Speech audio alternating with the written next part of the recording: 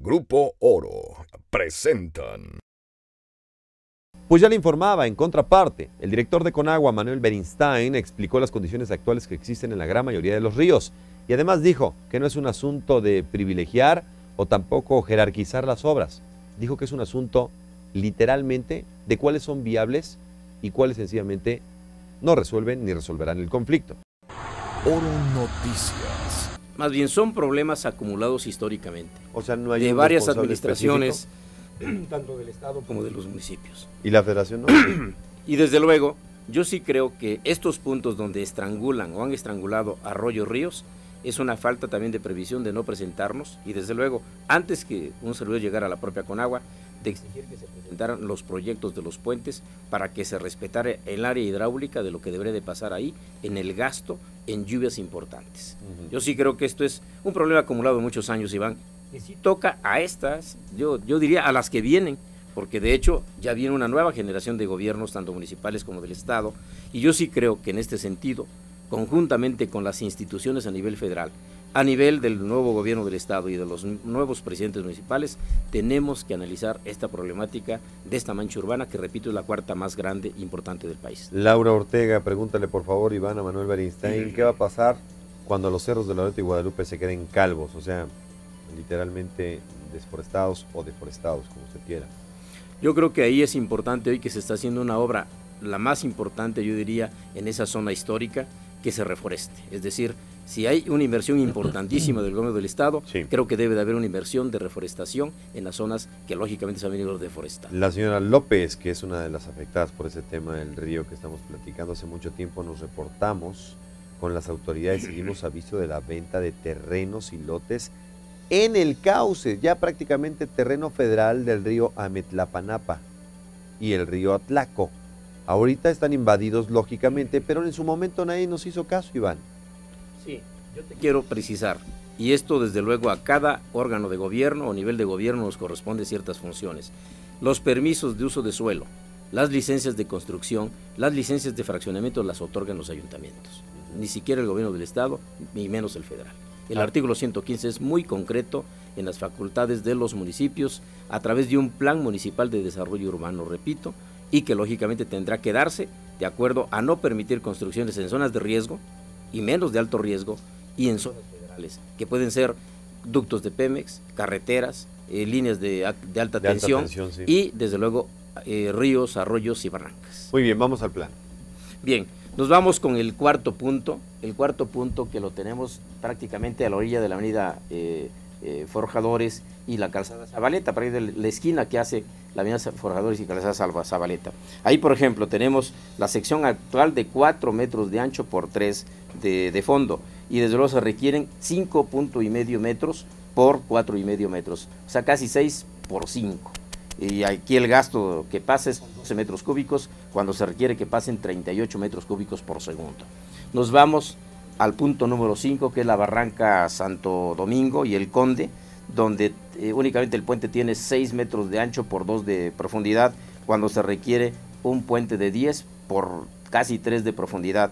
Y aquí pasan 45 metros cúbicos por segundo, que es una corriente muy importante de lo que son las afluentes del río Atoyac, y que prácticamente aquí está estrangulado a la mitad del gasto que debería de pasar, que deberían de hacerse para 80 metros cúbicos por segundo.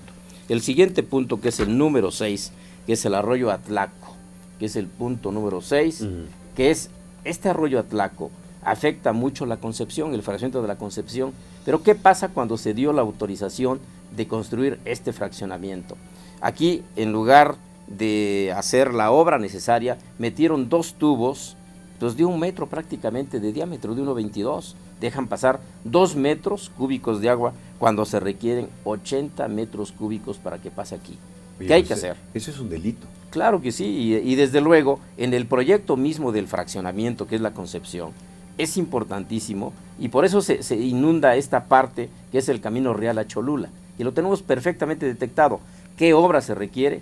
Hacer un colector pluvial dentro del propio fraccionamiento para dejar pasar al río Zapatero todo el agua que trae el arroyo Atlaco, y que es importantísimo hacerlo, pero su costo oscila entre 25 o 30 millones de pesos, que tendría que ser compartido entre los 3 niveles de gobierno.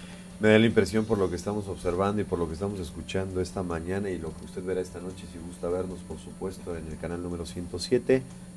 Me da la impresión, esa impresión que te genera cuando te das cuenta, llegas a una casa, todo está muy limpio, todo se ve muy bien. Malo es que te tropieces con la alfombra y que levantes el tapete, porque entonces te vas a encontrar con una de porquerías. O sea, pareciera que estamos, o hemos estado desde hace años, guardando toda la mugre abajo de los tapetes.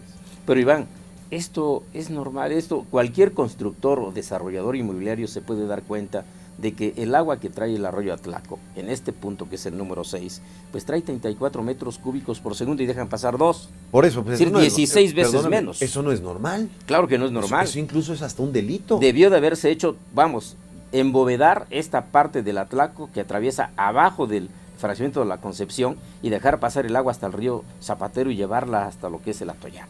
Bueno, siguiente punto. El siguiente punto, que es el 7. El 7 es la barranca Caltelotla, que es el puente de la Ribera Naya, que se inundó hace como un mes más o menos, que hubo una fuerte lluvia en la parte alta de San Miguel Canoa. Digo, es aquí el puente de la sección actual es de 2x2, cuando se requieren 3x3, es decir, dejan pasar 2/3 partes del gasto, dejan pasar 12 metros cúbicos cuando es necesario dejar pasar aquí 24. Y en el punto número 8, que es Caltelotla, esta parte. El punto número 7, perdón que me lo brinqué, es el río Tlalostoc, la barranca Tlalostoc, perdón. Sí. Es el puente conocido como 18 de noviembre, que es la salida federal para Tehuacán. Igual ahí tenemos dos problemas fundamentales. El puente no tiene el área suficiente y 2, es depósito de basurero público municipal prácticamente, ¿no?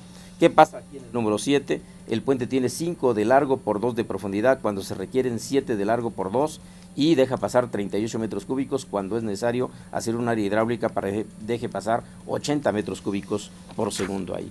Y nos vamos al último, que es el 9, en la parte más sur de la Alceseca, que es el puente Nexahualcoyol, precisamente aquí donde se perdió la mitad de una vialidad antes de llegar al puente Nexahualcoyol, claro, sobre el río Alceseca.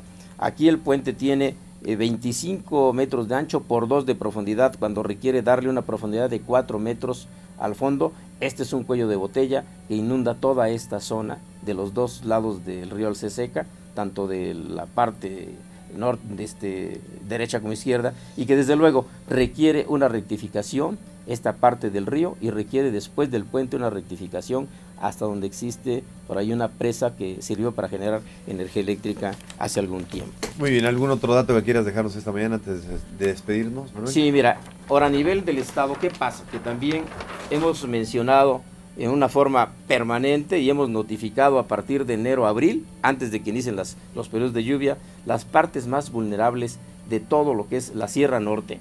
La Sierra Norte atraviesan el río Pantepec y que pone en riesgo los municipios de Carrizal Viejo, Carrizal Nuevo, Ejido El Carrizal y Ameluca. El río San Marcos, que pone en riesgo en esta parte que ves roja, es las zonas de inundación donde termina Puebla y comienza Veracruz. Aquí los municipios afectados, que son zonas vulnerables, es el Soquital, Ixalán, Villa Ávila Camacho, Apampantilla, Villa Lázaro Cárdenas, Coronel Tito Hernández, Santa Rita Lomavita, Vega de Súchil. El Necaxa, que es un sistema de 5 presas que generan energía eléctrica, pone, en zonas vulnerables, Patla y Chicontla, que son 2 municipios importantes. Desde luego, en esta parte de la Jajalpa, en esta zona roja, pone Hermenegildo Galeana, San Felipe Tepatlán, Chiconcuautla, Zacatlán, Chignahuapan. Y en lo que es el río Apulco, pone Ayotosco de Guerrero, Ixtacamastitlán, Jonotla, Nauzontla, Tenampulco, Tlatlopitepec, Xochitlán de Vicente Suárez, Acapuastra, Sautla. Los tenemos perfectamente bien identificadas las zonas vulnerables. Saben los presidentes municipales cuáles son los puntos más vulnerables con plano adherido al oficio de notificación. Y lógicamente lo que explicamos aquí en la zona más urbanizada de lo que es el estado, que es la mancha urbana principal de la capital, y desde luego el río Nejapa, que lo comentaré únicamente.